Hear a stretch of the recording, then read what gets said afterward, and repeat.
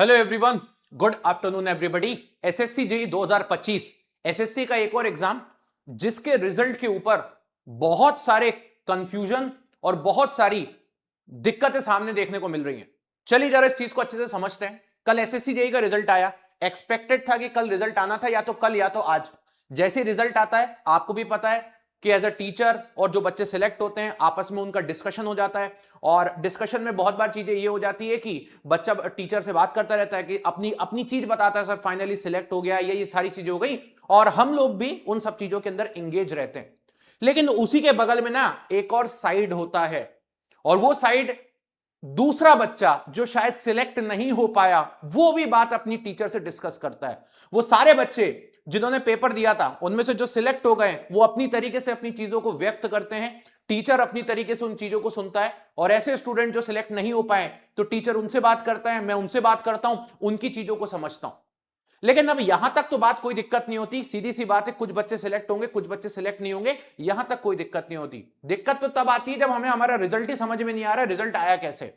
और ये एसएससी को मैं बोलना चाहूंगा, सीधे तौर पे मैं बोलना चाहूंगा कि भाई ये क्या रिजल्ट बनाए हो आप, आपको नहीं आता पेपर मत कंडक्ट करवाओ।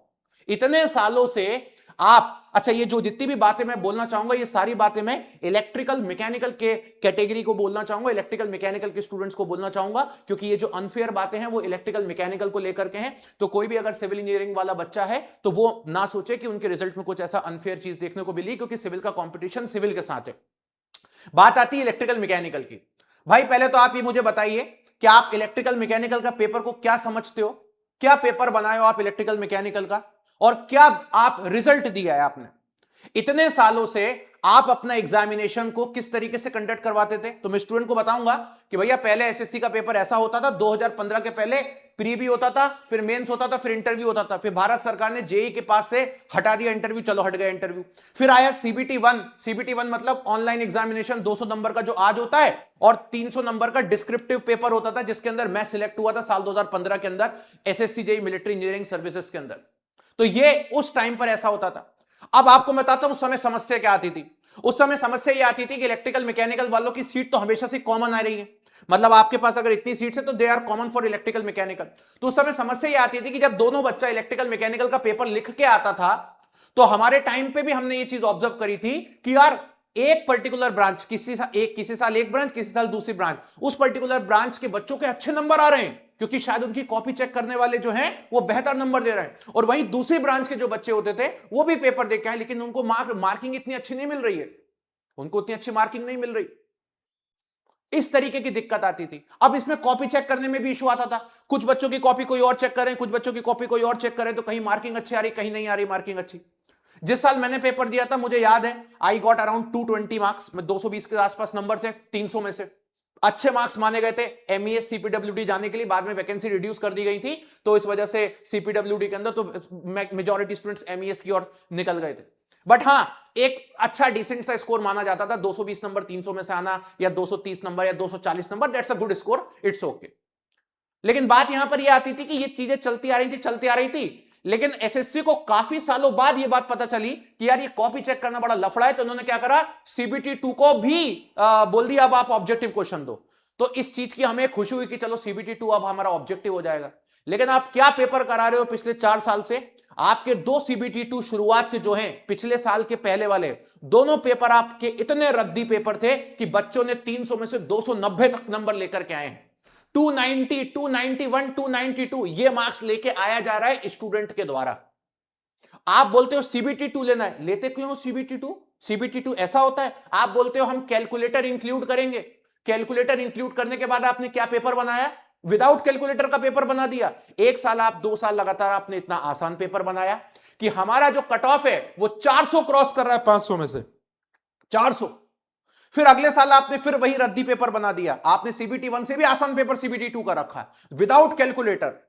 फिर आप चले तो आपने पेपर क्या बनाया, अगली बार आप पेपर बनाने आते हो कि भैया इस बार ना हम पेपर थोड़ा अच्छा बनाएंगे, तो इन्होंने इस साल क्या करा, सीबीटी 1 में ना थोड़ा अच्छा पेपर करा, न्यूमेरिकल कंटेंट बढ़ाया, नई वेंडिंग कंपनी आई, और सीबीटी 2 में क्या किया आप, इलेक्ट्रिकल मैकेनिकल की कॉमन सीट के लिए ऐसा पेपर बनाया जाता है कि जहां इलेक्ट्रिकल का बच्चा, जिनको मैं ही पढ़ा रहा हूं, जहां इलेक्ट्रिकल का बच्चा 260 270 के नीचे बात ही नहीं कर रहा है, और वही मैकेनिकल का बच्चा 220 पे बैठा हुआ है। अब नॉर्मलाइजेशन का इफेक्ट कितना खतरनाक हुआ, और वो हो गया कल के पेपर के अंदर। जितने बच्चे इलेक्ट्रिकल में 370 नंबर 380 नंबर लेकर के बैठे थे, दे आर थिंकिंग कि यार कहीं मुझे सीपीडब्ल्यूडी इस बार मिल जाएगा, इस बार सीपीडब्ल्यूडी 40 नंबर आपने बच्चों के कम कर दिए नॉर्मलाइजेशन में, और नॉर्मलाइजेशन में फर्क नहीं पड़ा। आपने तो नॉर्मलाइजेशन इस लेवल पे कर दिया है कि किसी का 40 नंबर कम कर रहे हो, किसी का 25 नंबर कम कर रहे हो, और मैकेनिकल में किसी का 60 नंबर इंक्रीज हो रहा है सीधा सीधा। 60 नंबर मामूली नहीं होता है।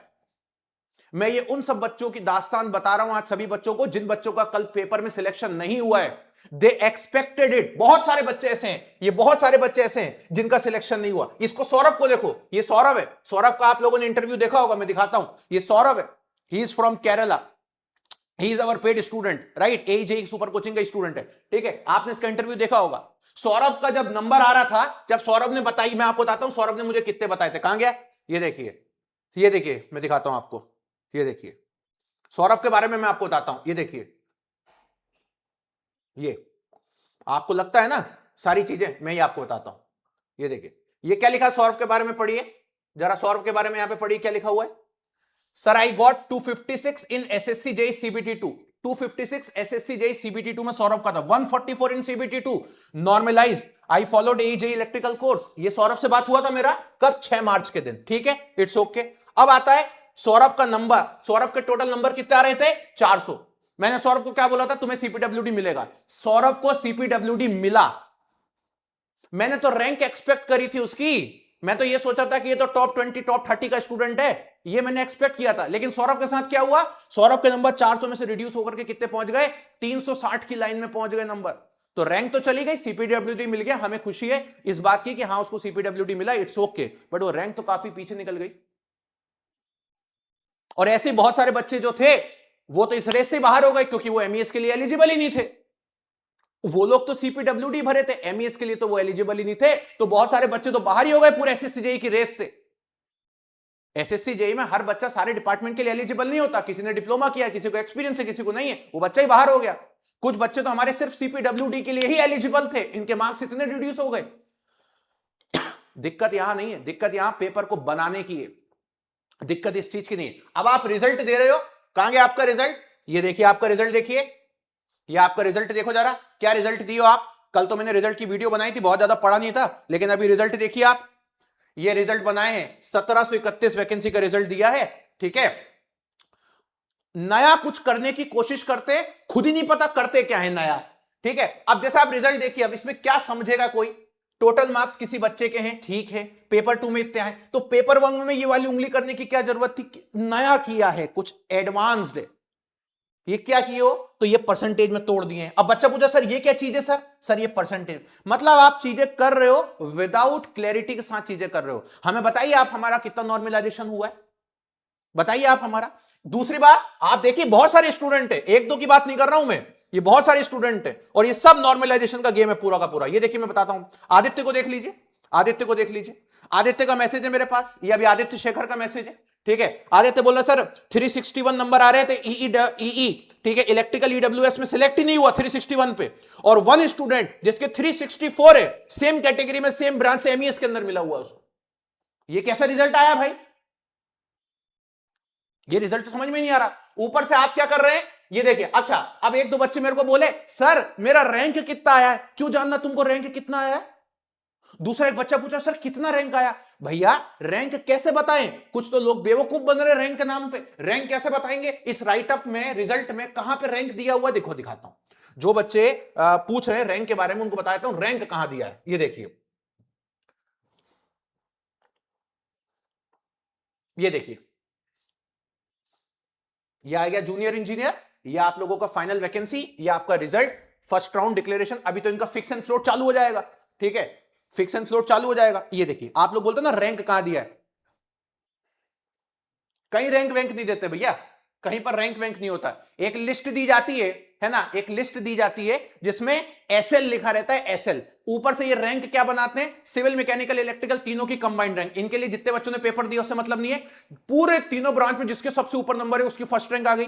ठीक है, जाहिर सी बात है वो ईएमसी आएगी, इलेक्ट्रिकल मैकेनिकल से आएगी, इस बार इलेक्ट्रिकल के स्टूडेंट की है। क्यों ऐसा है? इसका रीजन होता है क्योंकि इलेक्ट्रिकल वाले बच्चों का पेपर वैसा था कि वो अच्छा शूट कर गए। ठीक है, ठीक है, मैकेनिकल वालों की पॉसिबल ही नहीं थी फर्स्ट रैंक आना। क्यों? क्योंकि पेपर वैसा था, लेकिन नॉर्मलाइज करके वो वहां तक पहुंचे हैं, ये एक अलग बात है, लेकिन कहीं ना कहीं चीजें वैसी हैं, राइट। अब आप रैंक 1 किसको दे रहे हो उसको? अरे भाई ऐसा बताओ ना, this is the rank 1 in civil engineering, this is the rank 1 in mechanical engineering, this is the rank 1 in electrical, या फिर एटलीस्ट ये करो एक सिविल का रैंक है, इलेक्ट्रिकल मैकेनिकल का एक कंबाइंड रैंक है, ऐसा बताओ।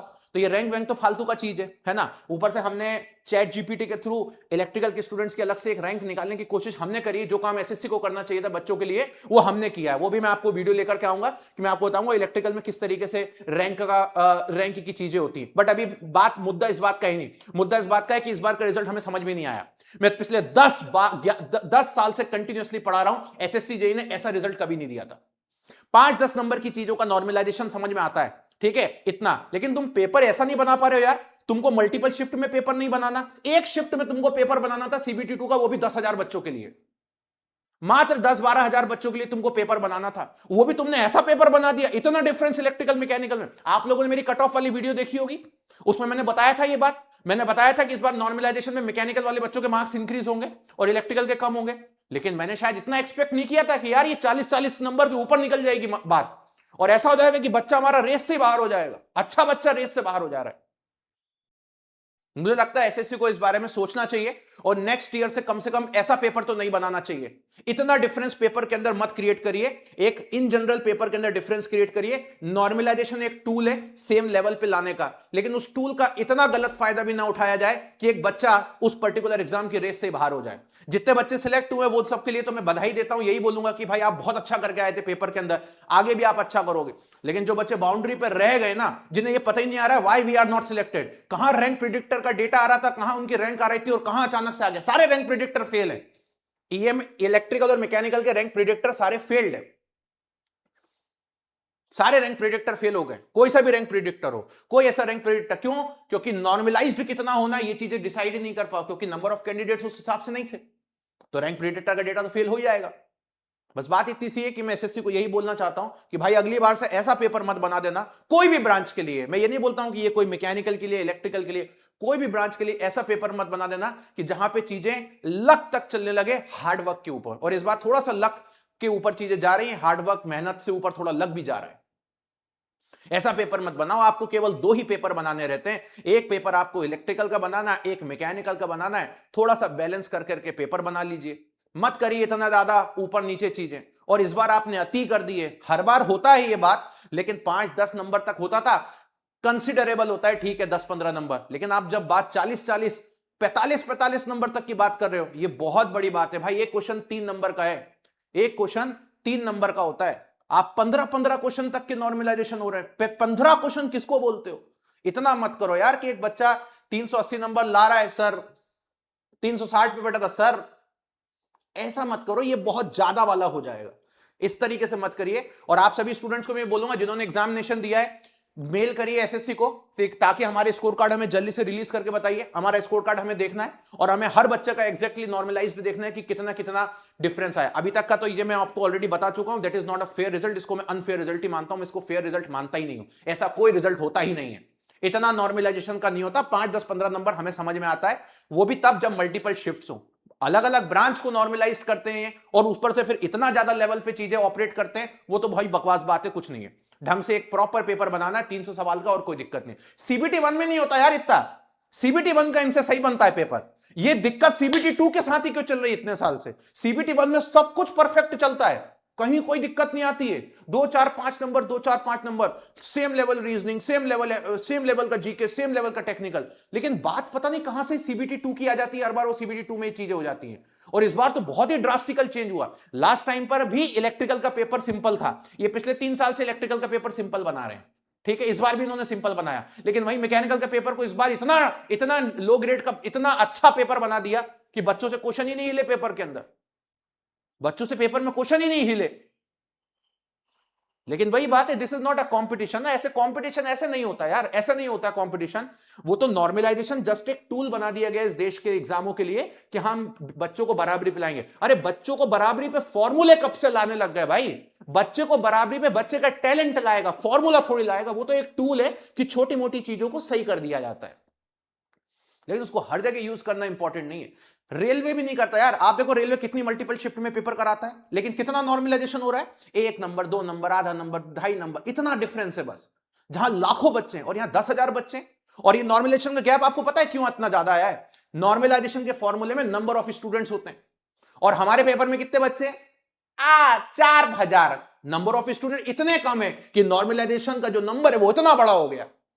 जहां नॉर्मलाइजेशन का फॉर्मूले में क्या होता है, एवरेज मार्क्स कितने हैं, टॉपर के मार्क्स कितने हैं। कभी आप नॉर्मलाइजेशन का फॉर्मूला देखिएगा, एवरेज मार्क्स कितने हैं, टॉपर के मार्क्स कितने हैं, नंबर ऑफ स्टूडेंट कितने हैं। हमारे पेपर में तो 4,000 बच्चे थे, हमारे पेपर में तो 4,000 बच्चे थे। तो हमारा तो एवरेज इतना घटिया एवरेज है जिसकी कोई लिमिट नहीं है, और इसी वजह से नॉर्मलाइजेशन इतना बड़ा आपको देखने को मिल रहा है, सिर्फ इसी वजह से मिल रहा है।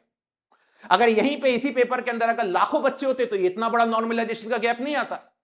तो मुझे लगता है कि नॉर्मलाइजेशन का फॉर्मूला मिल क्या गया, लगा दो सारे एग्जामों के अंदर। ऐसा नहीं होता भाई, इतना डिफरेंस आ जाएगा। कल को अगर मान लीजिए एक आध दो सवाल और अगर मान लीजिए जैसे भी जिस तरीके से मैकेनिकल के स्टूडेंट्स के मार्क्स आ रहे थे, उस तरीके से अगर मैकेनिकल के अगर थोड़े और 10 नंबर कम होते ना, तो ये नॉर्मलाइजेशन आपको 70-80 नंबर का इफेक्ट देखने को मिलता है। 70-80, जिस बच्चे के 400 इलेक्ट्रिकल में उसको आ जाता सीधे 330 पे, सीधा बाहर रेस से।